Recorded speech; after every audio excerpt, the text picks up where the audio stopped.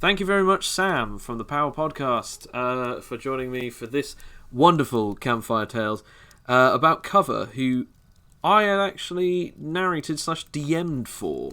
So, yes. He's become quite infamous in our group, hasn't he? He's the one that started the meme of you, because we sort of have a meme in our group where it's just, you used to say, as Cover, I have a plan. And then from then on, any characters that you played that ever said that, everyone believed that your plans were cursed. Yeah. Yeah. Actually, but you have to admit, some of his plans did work. Oh no, covers did. But this is where usually I have like a load of questions that start from the top and go all the way to the bottom. But I'm actually going to do it from the bottom and start all the way up from the top. So at the end of it, we talk about the fact that Cover, everything that he does comes to nothing, and the reason for that is after Cover dies, no one has any context to explain exactly who NVIDIA is.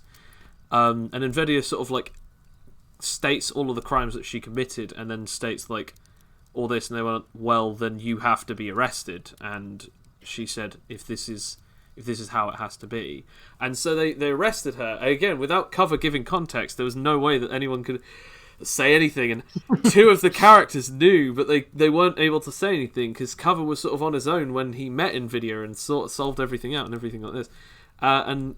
The other thing was Sheet. She did in fact die during the conflict, and the reason for it was because they were all going down these elevators because it was an underground bunker, and they were coming down from like above ground. They were going down these elevators. When they got to the bottom, the terrakinetic of the group, Cosmos, just made them all sink using pitfalls.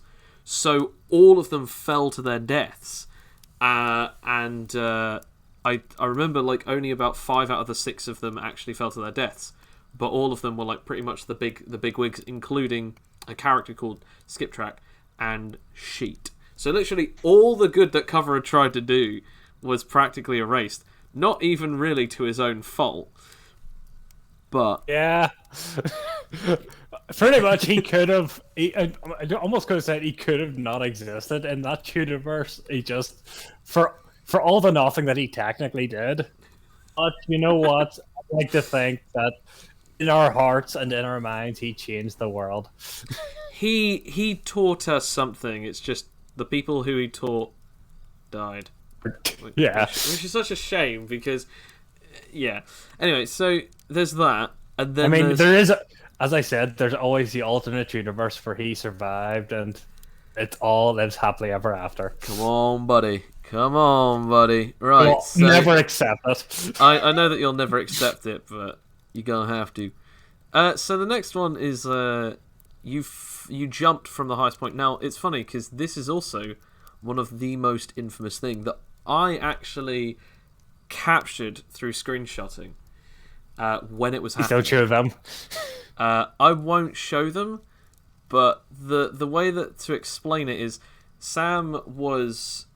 You were playing as Cover, and they were being attacked by this general called Needle, who found out that Cover was actually an undercover agent, and so he was trying to attack them, and he damaged Cover's suit, but not enough for Cover not to be able to do what he was trying to do.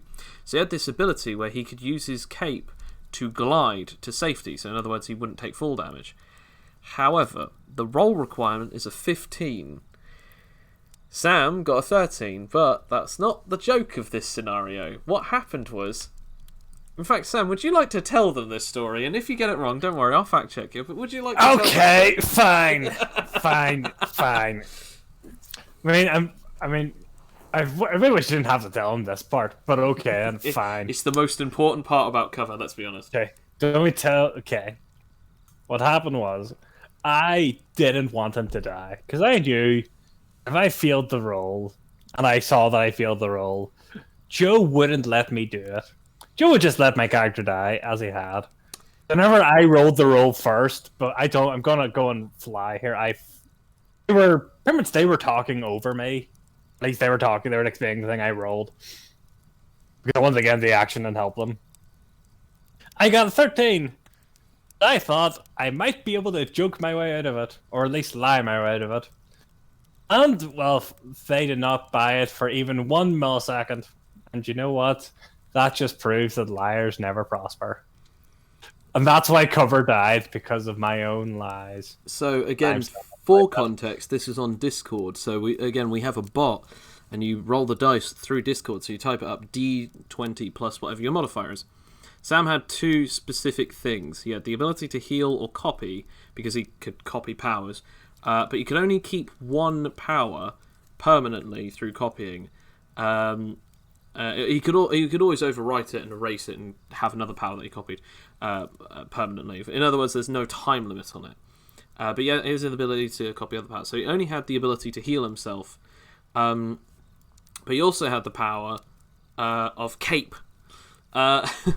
But it wasn't really a power. Best power. He just glided with cape. So what happened was everyone was talking, as you said. Everyone else who was able to fight was on the ground level. Cover was not, because he had been attached to.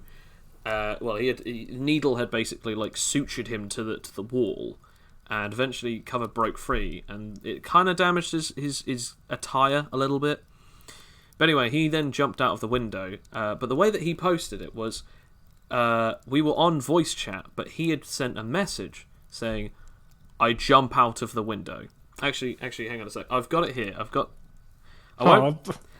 Don't worry, Sam. I won't. He's so terrified. Calling me out. Me out because of one mistake. I have it here. It's like, time to jump out of the window. Rolls 1d20 plus 10, which is his modifier with his proficiency, because it was a master. A master level is plus 10. And it gets a 3, which is 13. Now, he needed a 15. Immediately after, he just put, "For the healing," and immediately after, I just put, "You fall to your death, Sam." Yeah. So the reason is because, again, he had stated, time to jump out of the window, rolled immediately after, in the same note, in the same message. And, so that was the end of Cover. And it also proves that I am very lenient with the abilities that my players will create. But if you roll for something before I have okayed it, that's bad. But especially if you roll for something and it fails, you cannot say that is then the roll for something else. So you even then asked me to roll a severity check, which I didn't need to do, but I rolled for it and I got a 98, which meant that he was plummeting to his death and there was no way that he could save himself. So, if anything, time's all right. The cosmic dice wanted to kill him. Now I have to say this though. Cover is still one of my all-time favourite characters that not only you have ever made, but anyone has ever made. I'm sorry again for Alex, because obviously when they came first, they spoke to me about Dr. Satine, and I really liked Dr. Satine. Then Cover came around, and I started thinking, this is a really cool character who hasn't got massively powerful abilities. Like, yeah, you can copy and use anyone's powers, but there's a limit to what you can do, and he's more suited to fighting in his own way. But anyway, so yes, you then, like, we're going backwards. You then obviously were able to get rid of the personality warping weapon on Nvidia. Now, do you remember what race she was from the campaign? Because I remember. I remember she was a race that wasn't particularly. I think it was like Husconian. I remember looking vaguely like a tiefling or something.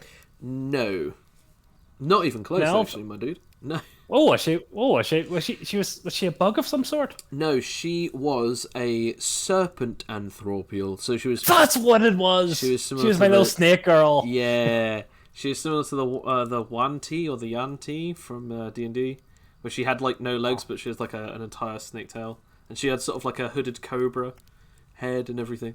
But yes, and she had the Dagger of Envy, which is actually styled after a broken greatsword. No, a broken straight sword.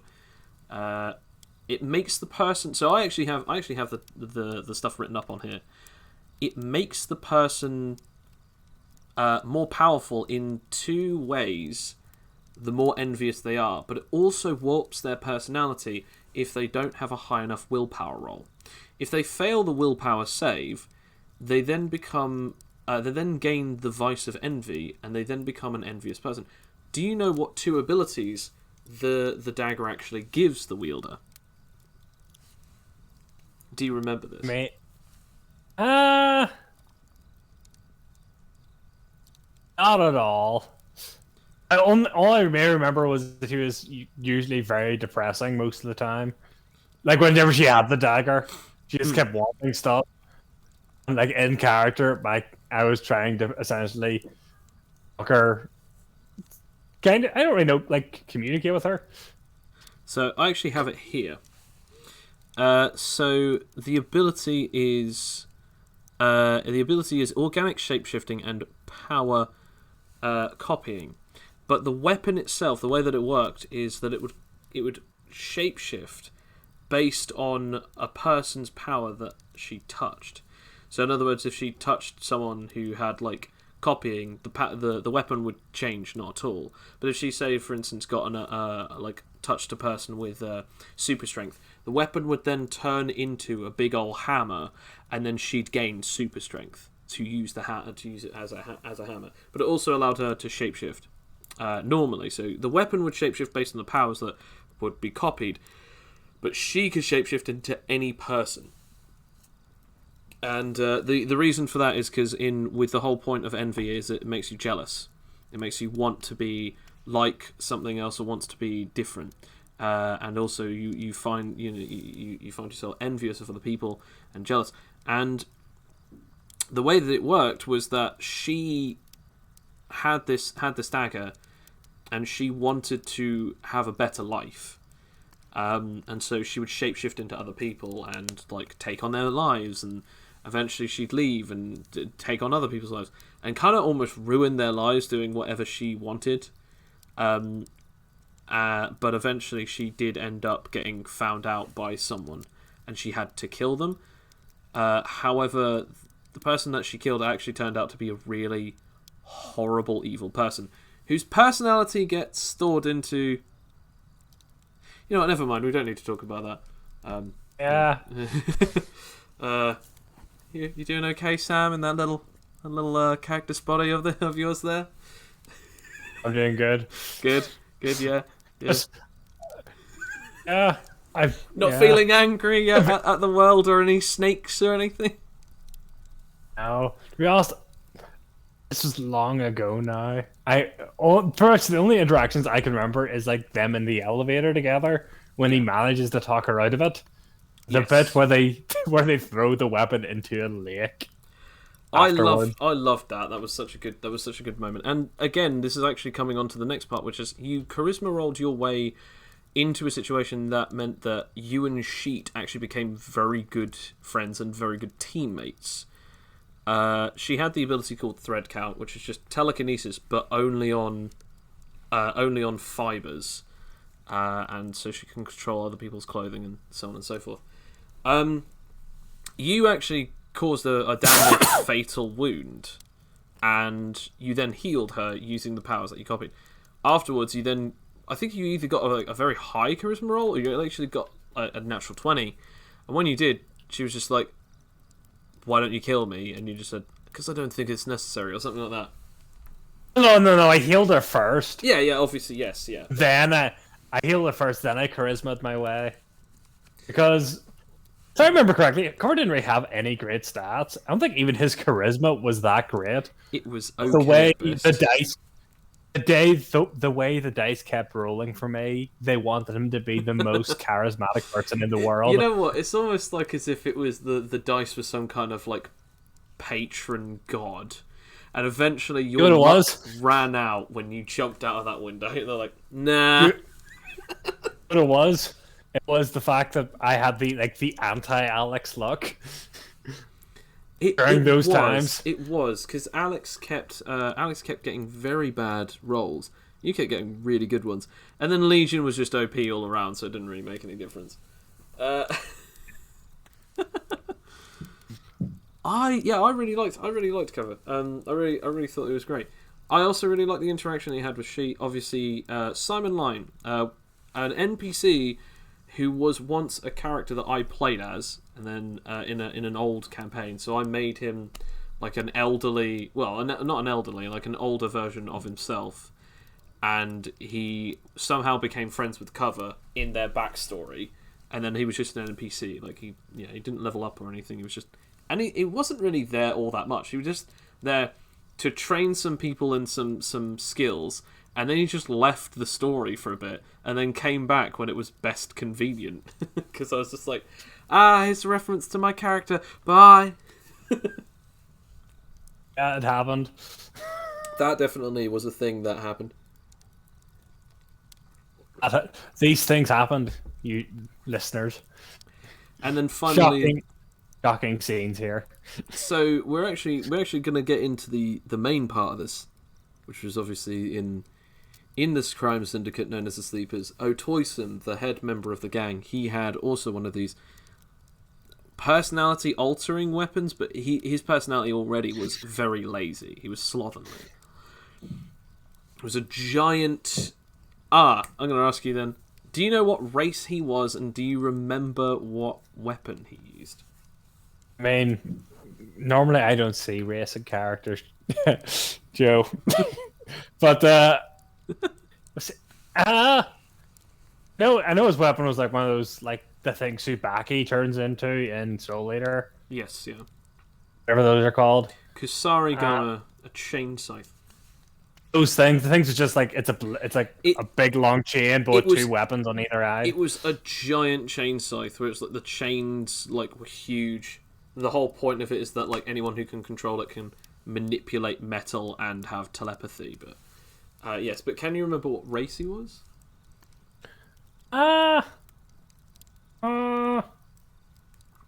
Want to say like an ogre?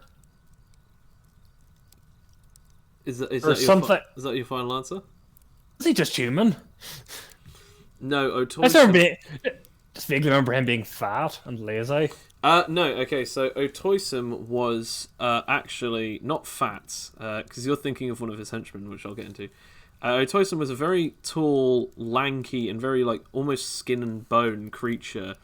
He was known as a stalker, which is one of the types of husks. Well, that's completely wrong in my memory then. Absolutely, but you are remembering Sponge, who was a very fat humanoid who had the ability of soft mimicry, and he was his whole shtick was that he was just spongy, because he had his two lieutenants who were Sponge and Bedtime, and Bedtime had the ability to make people sleepy. But yes, you eventually did storm the castle, so to speak, and you eventually defeated O'Toysum, but sadly it was not Cover who was doing the fighting in that, because by then he had perished. Don't worry, they didn't just throw me out of the campaign after that. I did play a different character. Oh yeah, no, we never we never throw you out of a campaign. We instead make you suffer with what your decisions were. Make me suffer by yous all just ruining everything Cover stood for in his life. I don't think there was anything left of poor old Cover, and even further, my brother was just spewing out these memes. Like there's one thing where it's like a splatter of blood, and he just put in the meme channel a caption of it saying "Cover on the surface." And then another one completely different, and he just went, "Cover on another surface." And yeah, it was all very unhappy, so it was. I felt really bad. However, you do it to yourself, badow, and that's what really hurts. That song? I think so. Anyway, so tell us in the comments, ladies and gentlemen. Was that a song? Was that a song? Was that a reference to one? Yeah, let that be the discourse in the YouTube channel. Yeah, that like I reference a song every single week, but I don't know what it is, so everyone's just arguing about what it was. And if you say Darude Sandstorm, congratulations, I now officially just think you're alright, I guess. Also, you're wrong. But anyway, any last things that you think that I didn't cover throughout this? Yeah, cover. Are you trying to think? Was there? I mean, actually, there was one thing. No one actually really remembered what he actually looked like. Cover. I don't think Cover ever did have a definitive look, except that he had a cape. I thought that he had black hair. Yeah, I thought that he had black hair. I thought that he like had. Wait, was he okay? So did he have a blonde hair wig and originally black hair, or black hair wig and originally blonde hair? That's what it was. His disguise. Forgot about that. Yeah, he had black hair, but his disguise was a blonde, like flowing wig. Did he? For whatever reason, I can't remember why. Oh, it's because I made sorry to say, but I made a One Piece reference when you and I were building it. Oh. I was like, hey. Finally into a One Piece reference. Yes, because okay, if people wanna imagine this, just imagine Sober Mask from One Piece, and there you go. That's basically Cover, but without any of the numbers, and he doesn't have the weird shoes. Sad now. More sad now. I will say this though, One Piece references notwithstanding, Cover is probably one of the, oddly enough, most original characters that we've ever had. Because Cover was sort of like, despite the fact of like seeming like a superhero, he was we never knew what his real name was, because he was called Cover, and as we all know, even Simon Lime didn't ever tell anyone his real name. They're just like, yeah, this is Cover. Because he was named after the fact that A, he was undercover, and B, every single one of the members of the ranks have names either based on their powers or based on a joke to do with either being lazy, sleeping, or to do with something to do with like pillows or beds. Like for instance, like they were called like what the throws. Like the throw grunts, like throw pillows, but also the joke was throw away cannon fodder. You had the pillow or cushion captains. You had the duvet generals. You had the mattress lieutenants, and then finally you had Otoisum, aka the Sleeper. And so we had Sheet, Stamina, which is a joke name based on stamina. Skip Track, which was based on just nothing. Like she was the number one lieutenant, so it was just like, I think the whole point of her joke was that she didn't have one. And then obviously we had Cover, we had Needle, Spring, and then I think the only other one that we really had after that was just, I think, another joke one, which was just, I swear I have it here somewhere. Fluff, that's it. Who just had the ability to control their hair. But you guys never met Fluff.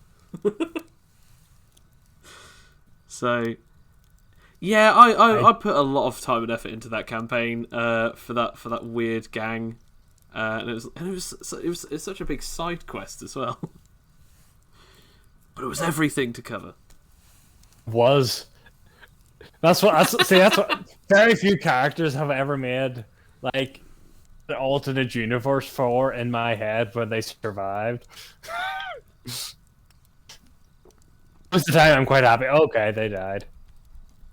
Like I remember you mentioned like Xanadu in one of your podcasts. Yes. The Phantom thief who like died almost instantly by helping a person get up. Yes, I believe it was. So yes, I believe it was either in one of the ones that I spoke to. Feel free to tell me in the comments below, by the way, if I'm wrong, but I'm pretty sure I spoke about the character that fell over through 2, if not 3 nat 1s, was with Juice, when we were talking about his character, Pebbles.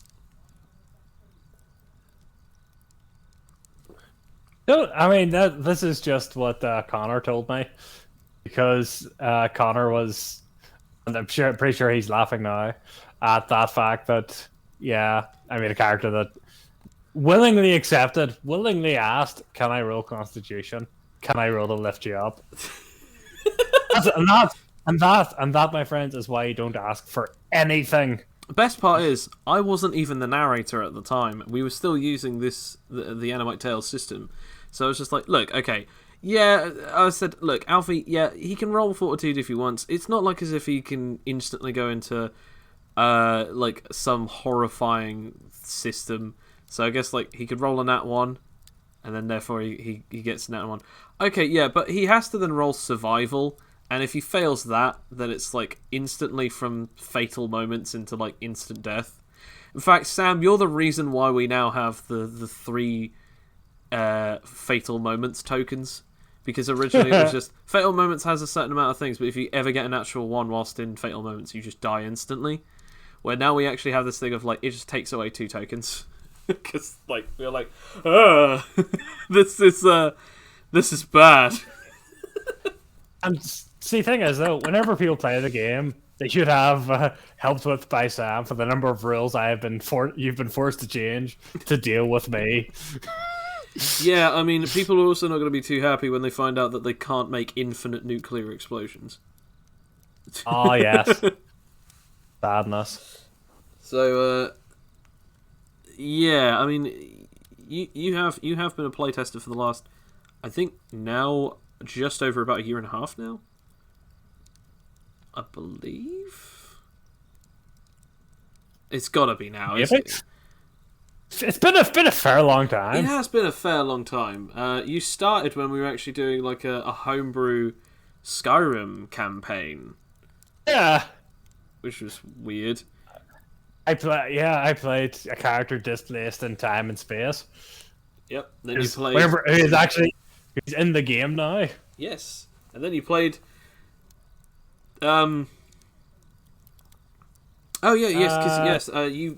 Ned Zed the Jester Mine. Yeah, you made Ned Zed Jester Mine. Although talking about the professor, you actually made her for the game, because you're one of the patrons for Animite Tales, and thanks to your support, obviously we added your character. Gave you some art for the character, and now the character is officially one of the NPCs that people can either find, help, or fight against in one of the modules. Yeah. So yes, come Professor, and you can indeed ask, did I get this from many sources? Much like Joe has One Piece.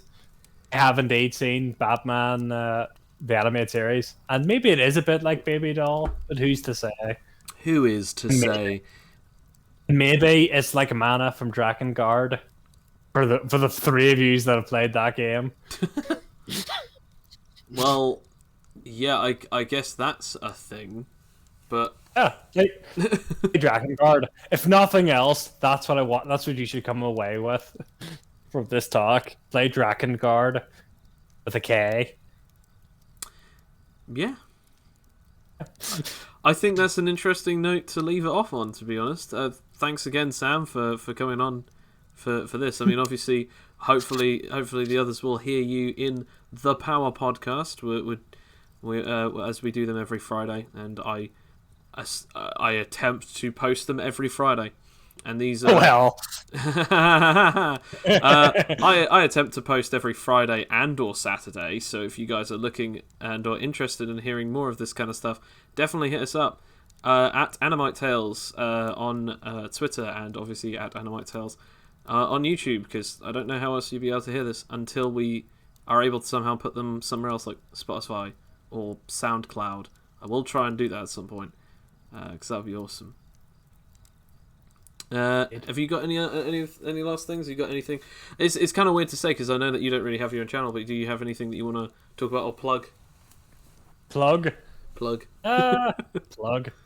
What should I plug? What's worthy of me plugging? What's the Ox Venture Group? What's them? Or Spoonie doing the what did he do? He did Counter Monkey. If you want content besides us, those are great outliers. More than likely, people definitely want more content than just us. Watch them. They're great. All right. Well, And we are just okay. we are just okay, but we can get better with your help and support. And your Man, feedback. I don't think. Either way, thank you very much. Take care. And, well, as I said once before, have a wonderful night.